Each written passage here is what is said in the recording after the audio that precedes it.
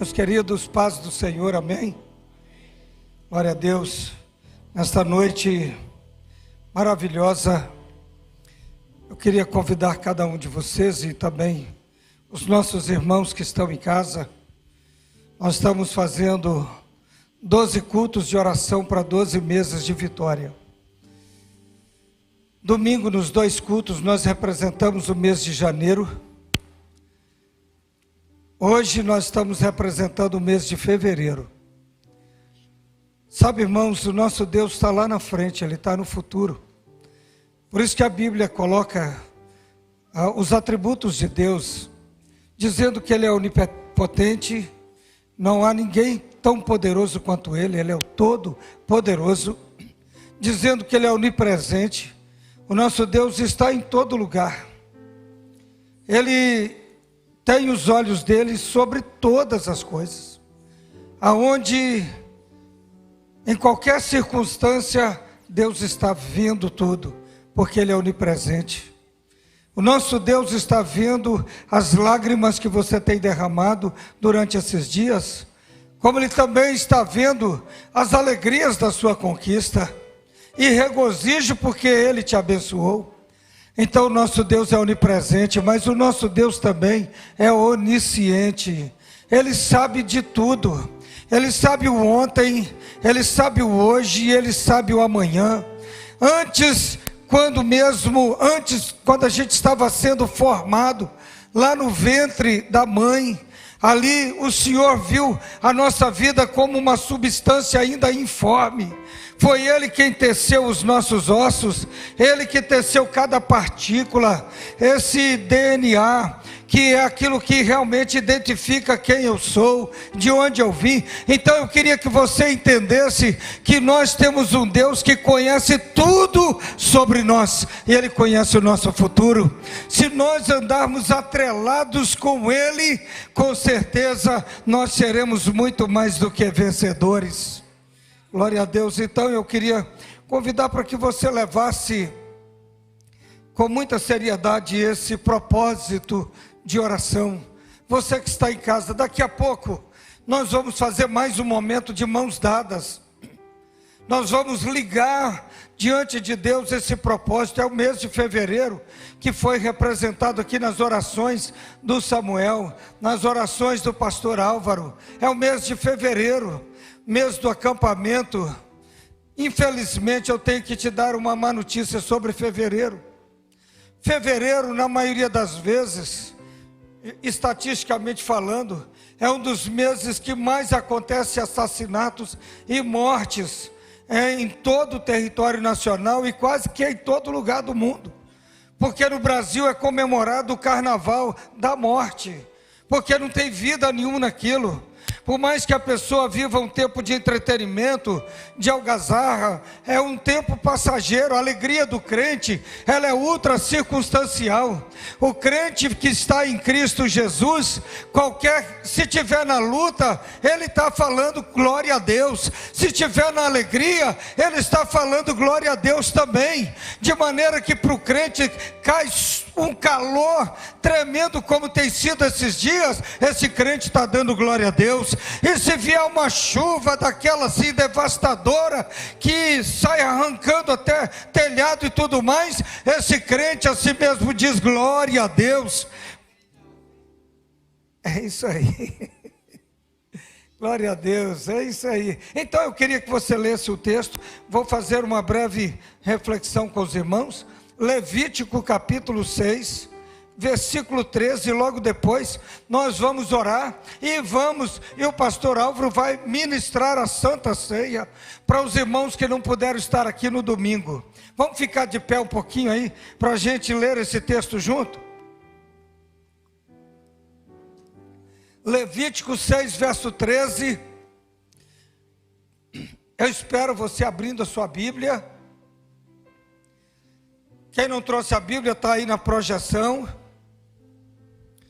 Esse texto vai nos dizer assim, olha: o fogo arderá sobre o altar.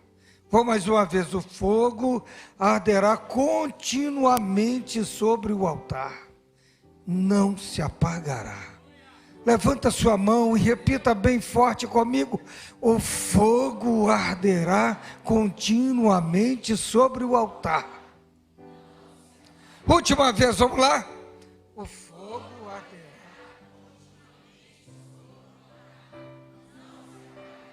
Glória a Deus. Senhora, se abençoe para a tua glória e teu louvor em nome de Jesus. Pode sentar, irmãos. Que texto tremendo. Se quiserem, pode deixar o texto aí na projeção. Eu sei que nós vivemos a nossa vida cristã e a gente percebe que o inimigo tem tentado fazer estragos na família. Ele tem tentado estragar a vida das pessoas. Muitos casais vivem juntos, mas sem amor. Outros vivem juntos por causa dos filhos. Outros vivem se espetando. Filhos que são rebeldes. A mulher, muitas vezes, descontrolada ou completamente fora do espírito, fala mal do marido para os filhos, o marido vai lá e fala mal da esposa para os filhos. Então o diabo, ele está jogando lama na cara de muitas pessoas. O inimigo tem atacado as pessoas por inteiro. Ele tem uma tríplice estratégia. Ele sobe ao céu para te acusar perante Deus. Depois ele desce do céu e acusa Deus diante de você. E depois ele pega as suas palavras, sejam de angústias, de tristezas, de murmuração ou de descontentamento, e te acusa diante dos seus inimigos. Então, por causa do que o inimigo soprou nos ouvidos das pessoas, muitas pessoas esfriaram. E hoje eu queria falar um pouco sobre a ação do Espírito Santo, porque uma das manifestações do Espírito é evidenciada por meio do fogo. O fogo é um dos símbolos que identifica a ação do Espírito Santo.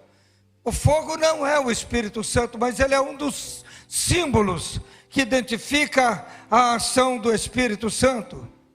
Então, olha, o fogo arderá continuamente sobre o altar e não se apagará. O fogo na Bíblia simboliza a presença de Deus. Existem mais de 421 referências sobre a palavra fogo. 31 referências só no livro de Levítico, simbolizando a presença de Deus.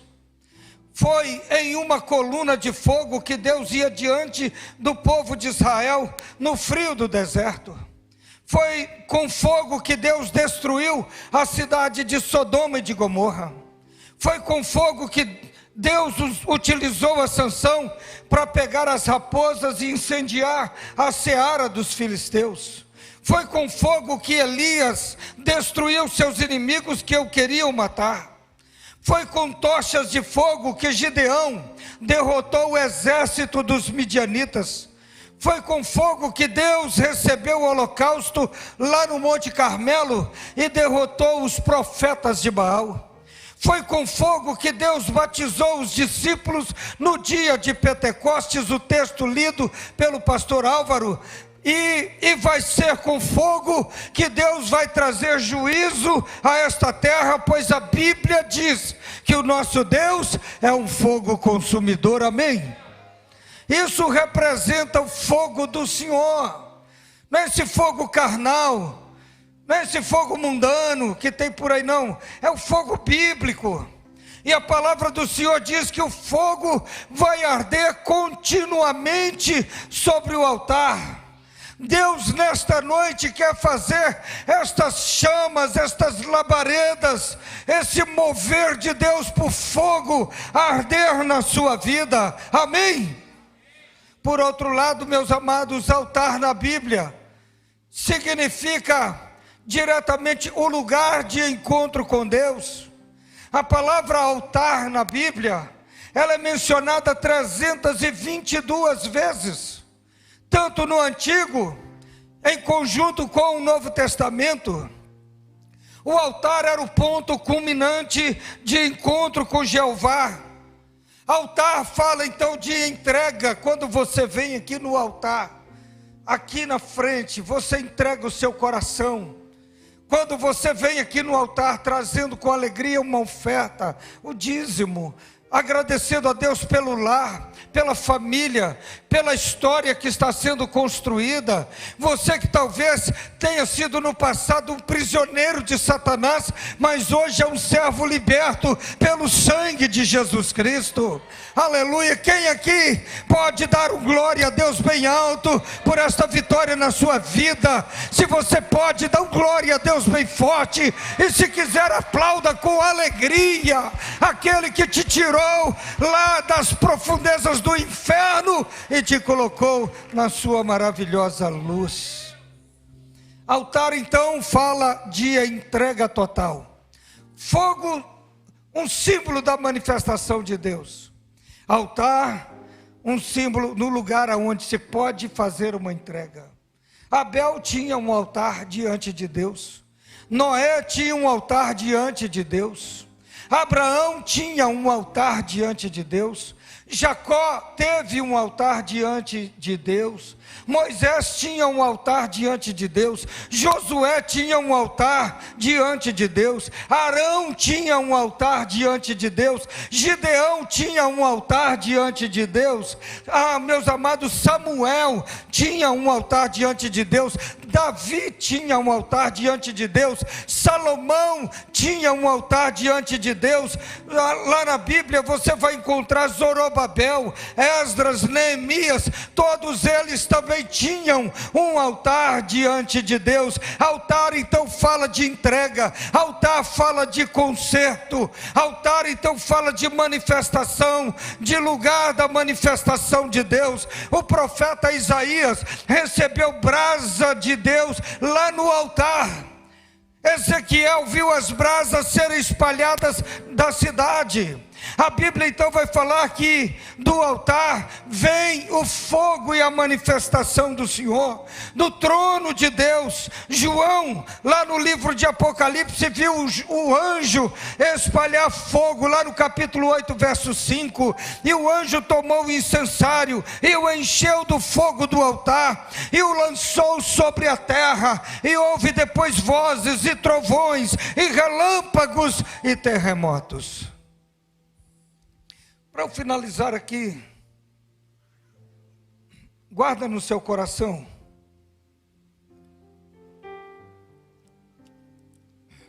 vai ajeitando a sua vida aí, porque Deus quer fazer da sua vida. Você é templo do Espírito Santo, é chamado de lugar aonde o Senhor mora. O templo de Deus não são estas paredes, o templo de Deus não são esses bancos. O templo de Deus não é a galeria. O templo de Deus não é esse chão todo em granito. O templo de Deus está lá em 1 Coríntios dizendo que eu e você, nós somos santuário do Espírito Santo de Deus. Vocês estão entendendo? Então Deus quer mandar labaredas do céu, fogo do alto, e encher a sua vida. Então o que esse fogo, o que ele faz? Que tipo de fogo é esse? 3 manifestações de Deus por meio do fogo. Primeiro é o fogo purificador. Meus queridos, o fogo purificador é interessante. É Deus trabalhando na sua vida e tirando o mundo de dentro de você. Jesus disse: não peço que os tires do mundo, mas que os livres do mal. O Senhor disse que você não sairia do mundo, mas você não estaria com o mundo dentro de você. Porque esse lugar aqui é santuário do Espírito de Deus. A minha vida não é instrumento de exibimento para chamar a atenção das pessoas aí no mundo e fora. A minha vida, ela é uma vida que deve encantar a Deus. Se não encantar os homens, não me importa. Se encanta a Deus, é o que importa. É o corinho que nós já cantamos: eu quero é Deus, eu quero é Deus, não importa o que vão pensar de mim, eu quero é Deus, aleluia. Santificação tira o mundo da pessoa, torna o crente um seguidor de Jesus. Então, fogo purificador é o fogo, é aquele fogo que prova a joia preciosa. Você pega o metal, o ouro ou a prata, e você leva num instrumento, numa ferramenta, aonde você joga aquele metal bruto ali, mas joga ele ali dentro tem aquele instrumento chamado de cadinho, e joga ele a 1000 graus ali debaixo, aquecendo, e quando o ouro cai ali, ele derrete, ele vira um líquido. Então o ourives consegue tirar todas as impurezas por causa do derretimento daquele ouro. Ali então aquele ourives consegue trabalhar um par de alianças bonito, ele consegue trabalhar uma joia preciosa, um cordão ou uma pulseira, seja no ouro e outros aparatos de joias. Joga também a prata e ela também vira um líquido, ali ele trabalha aquele líquido. Joga também a pedra preciosa no fogo e a pedra preciosa amolece, e ali ele começa. Era uma pedra bruta, ele joga a pedra bruta no fogo, amolece, e ali ele começa a lapidá-la. Por isso que Paulo em 1 Coríntios vai nos dizer no capítulo 3, ele vai dizer que nós não podemos ser como palha, como feno e como madeira que queima e se dissolve e desaparece, mas nós temos que ser como prata, como ouro e como pedra preciosa, aonde a gente vai no fogo da provação e da purificação, e ali o próprio ourives, que é o eterno, faz de nós uma joia preciosa para glorificar o seu nome. Aleluia! Pode aplaudir bem forte a Jesus. É o fogo que vai arder continuamente sobre o altar e não vai se apagar.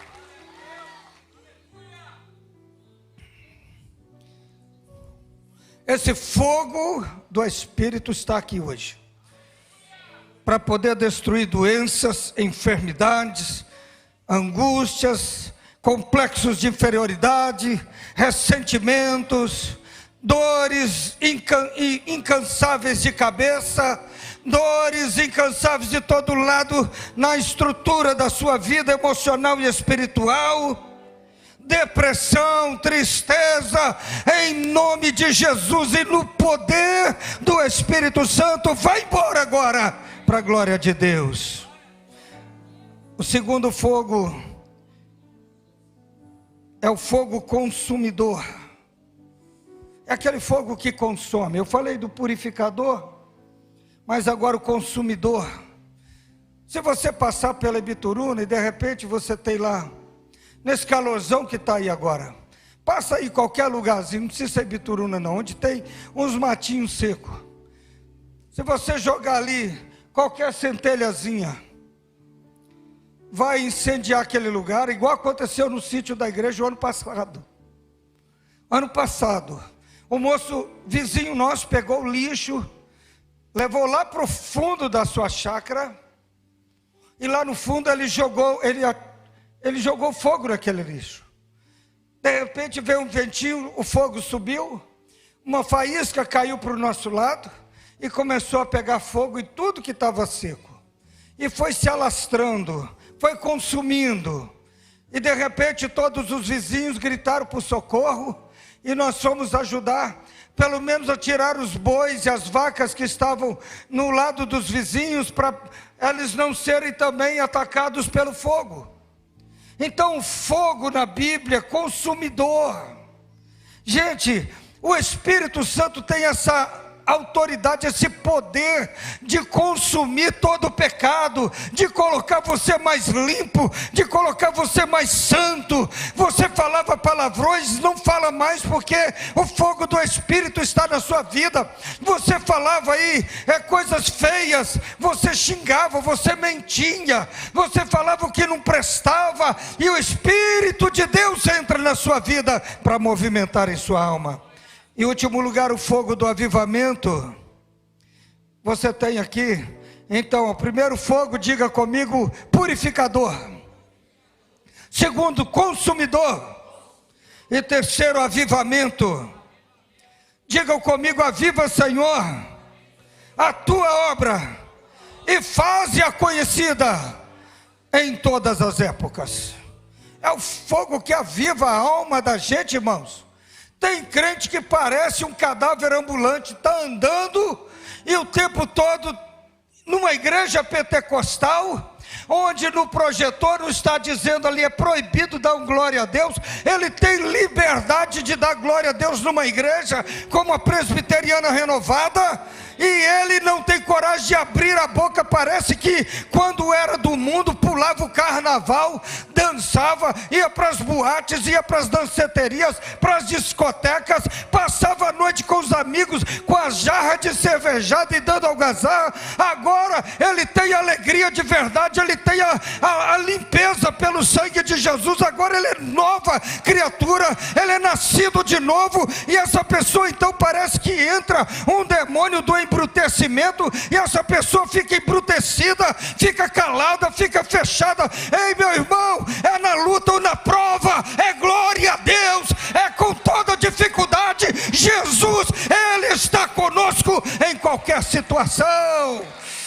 Demanachu de cantalaias, fogo que aviva a sua obra. Fogo que aviva a sua obra. Aleluia. Vamos ficar em pé. Vamos ficar em pé. Glória a Deus. Quem aqui é lavado e remido no sangue do Cordeiro e crê que o Espírito de Deus está sobre a sua vida? O crente é como um milho de pipoca. Quando a pipoca é banhada pelo óleo, joga lá o óleo, joga a pipoca, e ela logo recebe o fogo, ela começa a saltar logo dentro da panela, e nunca mais ela volta a ser milho.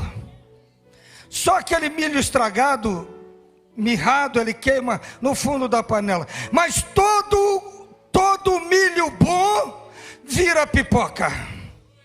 Todo milho bom vira pipoca. Assim é com o crente que é impactado pelo fogo do Espírito, pelo poder do Espírito. Olha, quando ele é jogado lá no fogo e é banhado pelo óleo do Espírito, esse crente é inflamado, e o fogo da palavra de Deus passa a arder em seu coração. Levanta as suas mãos aí bem forte. Glória a Deus. Aliás, oh, glória a Deus. Palavra de oração com o pastor Juninho aí. Glória a Deus. Vai dando glória a Deus, irmão. Não importa se quem vai estar do seu lado vai gostar ou não. É glória a Deus mesmo. É Jesus na causa. Você que está em casa, deixa o Espírito de Deus te batizar com fogo aí dentro do seu lar agora, para a glória de Deus.